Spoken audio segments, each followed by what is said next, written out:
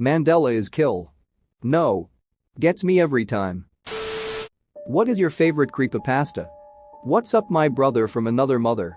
All dad jokes aside, hope you're doing well and glad you came for another story time with your bro, Andrew. Majority of the guys that watch these videos don't sub, so prove them wrong by doing so. Also like the video as well. If you do, I'll make sure they ban TikTok in America. Anyways, let's get into the stories. Normal porn for normal people is terrifying. I'm not going to link it for your own safety. I remember this phase one had. I read so many creepypasta, one after another, for days. I don't know if it's because I read so many, but the last one I read really got to me. I had to stop reading them for a couple days. I really liked the smiling man, one of my first. But funny mouth creeped me the hell out. A young scientist named Robert Pickett is working late one night in his lab. He is running tests on a specimen when an eerie sight catches his eye. The specimen began to rise. And suddenly, to his surprise, he did the mash. He did the monster mash. The monster mash. It was a graveyard smash. He did the mash. It caught on in a flash. He did the mash. He did the monster mash. It has been reported that some victims of torture during the act would retreat into a fantasy world from which they could not wake up. In this catatonic state, the victim lived in a world just like their normal one, except they weren't being tortured. The only way that they realized they needed to wake up was a note they found in their fantasy world. It would tell them about their condition and tell them to wake up. Even then, it would often take months until they were ready to discard their fantasy world and please wake up. There was a hunter in the woods who, after a long day hunting, was in the middle of an immense forest. It was getting dark, and having lost his bearings, he decided to head in one direction until he was clear of the increasingly oppressive foliage. After what seemed like hours, he came across a cabin in a small clearing. Realizing how dark it had grown, he decided to see if he could stay there for the night. He approached and found the door ajar. Nobody was inside. The hunter flopped down on the single bed, deciding to explain himself to the owner in the morning. As he looked around the inside of the cabin, he was surprised to see the walls adorned by several portraits, all painted in incredible detail. Without exception, they appeared to be staring down at him, their features twisted into looks of hatred and malice. Staring back, he grew increasingly uncomfortable. Making a concerted effort to ignore the many hateful faces, he turned to face the wall, and exhausted, he fell into a restless sleep. The next morning, the hunter awoke. He turned, blinking in unexpected sunlight. Looking up, he discovered that the cabin had no portraits, only windows. A young girl is playing in her bedroom when she hears her mother call to her from the kitchen, so she runs downstairs to see what she needs. Halfway down the stairs, the young girl hears her mother's voice calling softly from above, "Don't go down there. I heard it too." So she calls her mom to find the real one, and she answers, "Honey, is this important? I'm in a meeting at work." Then the little girl calls the police, and the operator tells her that her mother just died in a tragic echo chamber accident. The operator has her mother's voice. She runs toward the door to leave the ghosts behind. She stops cold at the mirror by the door, seeing her mother's reflection looking back at her. Coffins used to be built with holes in them, attached to 6 feet of copper tubing and a bell. The tubing would allow air for victims buried under the mistaken impression they were dead. Harold, the Oakdale gravedigger, upon hearing a bell, went to go see if it was children pretending to be spirits. Sometimes it was also the wind. This time it wasn't either. A voice from below begged, pleaded to be unburied. "You Sarah O'Bannon?" "Yes," the voice assured. "You were born on September 17, 1827? "Yes." "The gravestone here says you died on February 19th. "No, I'm alive, it was a mistake. Dig me up, set me free." "Sorry about this, ma'am," Harold said, stepping on the bell to silence it and plugging up the copper tube with dirt. "But this is August. Whatever you is down there, you ain't alive no more, and you ain't comin' up." "Daddy, I had a bad dream." You blink your eyes and pull up on your elbows. Your clock glows red in the darkness. It's 3:23 a.m.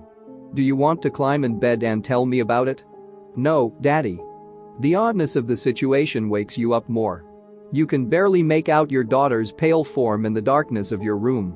Why not, sweetie? Because in my dream, when I told you about the dream, the thing wearing mommy's skin sat up. For a moment, you feel paralyzed. You can't take your eyes off of your daughter. The covers behind you begin to shift. Baby, you just shut your mouth. David Bowie erupts from the covers, tossing your dead wife's skin aside like one of his famous stage costumes. David Motherfucking Bowie. You and your daughter scream in unison. This ain't rock and roll, this is genocide. He screams, materializing a flaming guitar out of the ether and into his hands. He proceeds into a jam session that results in a horrific block fire, killing 37 people. It was hailed by Rolling Stone as the greatest concert of the decade. During the summer of 1983, in a quiet town near Minneapolis, Minnesota, the charred body of a woman was found inside the kitchen stove of a small farmhouse. A video camera was also found in the kitchen, standing on a tripod and pointing at the oven. No tape was found inside the camera at the time. Although the scene was originally labeled as a homicide by police, an unmarked VHS tape was later discovered at the bottom of the farm's well, which had apparently dried up earlier that year. Despite its worn condition and the fact that it contained no audio, police were still able to view the contents of the tape. It depicted a woman recording herself in front of a video camera, seemingly using the same camera the police found in the kitchen. After positioning the camera to include both her and her kitchen stove in the image, the tape then showed her turning on the oven, opening the door, crawling inside, and then closing the door behind her. 8 minutes into the video, the oven could be seen shaking violently, after which point thick black smoke could be seen emanating from it. For the remaining 45 minutes of video, until the batteries in the camera died, it remained in its stationary position. To avoid disturbing the local community, police never released any information about the tape, or even the fact that it was found. Police were also not able to determine who put the tape in the well, nor could they explain why the skeleton pulled from the oven was of completely different height and stature than the women in the video. I'm pretty freaked out. That thing has been there for almost a week. The figure in the window. It looks featureless, only skin on a human frame, and it's pressing itself against the glass somehow. I don't know how it got there, and I don't know how to get rid of it. At first I thought it was a prank, a dollar mannequin that some jerks put there to scare me. But I realized as I walked out of my house to pull it away it wasn't there. I shrugged it off, thinking that someone had hidden it while I was walking through my door. But I went back in and looked out that same window, and it was looking in, staring at me. I walked around my house, yelling for whoever it was to come out, but no one was there. The thing is hairless and naked, and it didn't look like it actually had eyes, or even a face at all. But its head is turned towards me when I enter the room. When I sit on my computer, I can feel its faceless hatred boring into my neck. But when I turn around, it's innocently turned in a different direction. Finally on Thursday, I tried to open the window, but it's stuck. I think the thing's hands are keeping it down. But I got a good look at its face.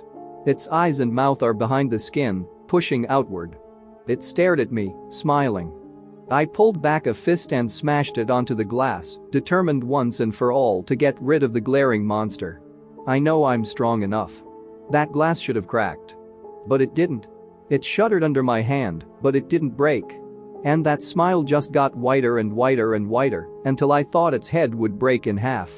It raised its own hand and bashed the window with its palm. It was mocking me. But I saw the faintest crack begin to appear where it had hit, and I backed away. No way did I want that smile in the same room as me. So I got a roll of duct tape and I started covering the window. I couldn't look directly at it, I nearly crapped my pants just knowing it was watching me. But I couldn't help it. I took a quick glance at that skin-covered face. A small peek. It was angry. That menacing grin was now a gaping frown full of teeth. The skin had ripped away from its mouth, and I could see down its cavernous throat. A menacing rumble started to fill the house, and that hairline crack began to spread like splintering ice. I pulled down the duct tape.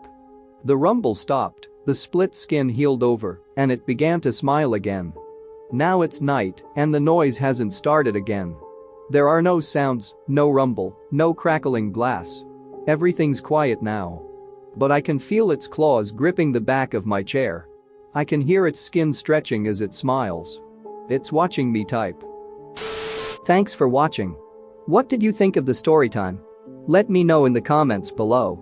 If you liked the video, smash that like button and subscribe so you don't miss any more story times.